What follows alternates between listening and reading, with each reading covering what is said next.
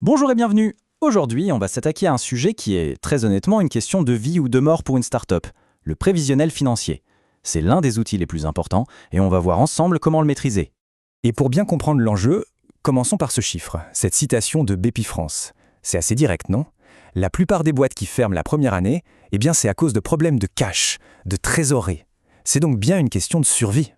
Alors, la grande question, c'est comment on fait pour ne pas faire partie de cette statistique? La solution, elle tient en un mot, l'anticipation. Et pour anticiper, il faut un prévisionnel financier vraiment clair. Ça va reposer sur deux documents qui sont juste indispensables. Et ces deux documents, ce sont le plan de financement initial et le plan de trésorerie. Il faut vraiment bien comprendre la différence. Pensez-y comme ça. Le premier, c'est la photo du projet au moment du lancement. Une image fixe.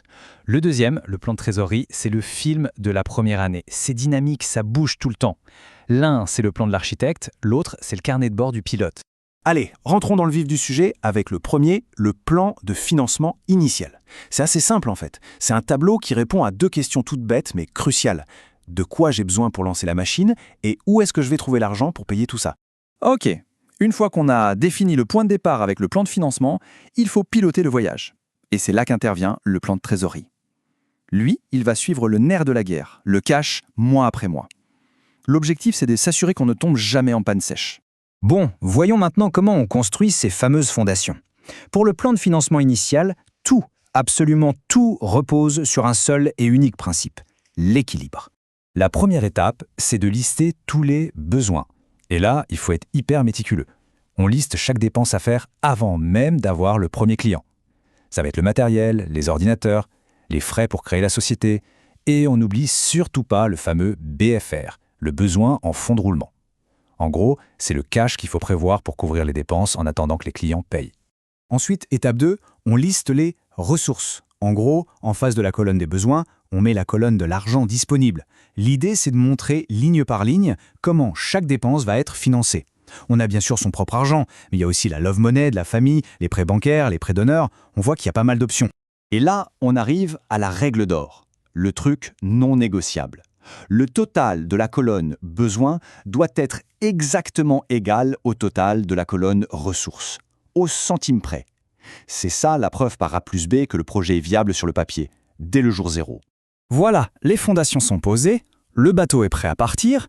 Maintenant, il faut gérer la navigation au jour le jour, et c'est là, précisément, que le plan de trésorerie entre en jeu. Regardons cet exemple simple. Chaque mois, on liste les entrées d'argent, les encaissements, et les sorties, les décaissements. Et regardez bien ce qui se passe en février.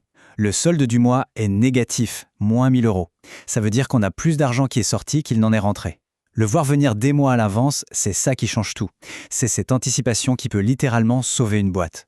Attention, point super important ici. On parle de trésorerie, donc de cash, de vrai argent sur le compte en banque. On enregistre les mouvements que quand l'argent arrive réellement sur le compte ou quand il en sort, pas quand on envoie une facture. Une facture, c'est une promesse de paiement, ce n'est pas l'argent. Et cette distinction, elle est fondamentale. Alors, tout ce travail, ce n'est pas juste pour se faire de jolis tableaux Excel, non. Ces documents, c'est votre arme secrète. C'est l'argument numéro 1 pour convaincre un banquier, un investisseur, de vous suivre dans l'aventure.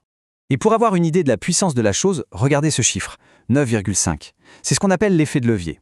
Concrètement, ça veut dire que pour chaque euro obtenu avec un prêt d'honneur, par exemple chez Initiative France, une banque sera prête à prêter en moyenne 9,5 € en plus. C'est juste un multiplicateur de confiance énorme. Et ce n'est pas juste une théorie, c'est un mécanisme bien réel. Comme le dit Dominique Mahé, ça sécurise les banques. Et quand une banque se sent en sécurité, elle prête plus facilement.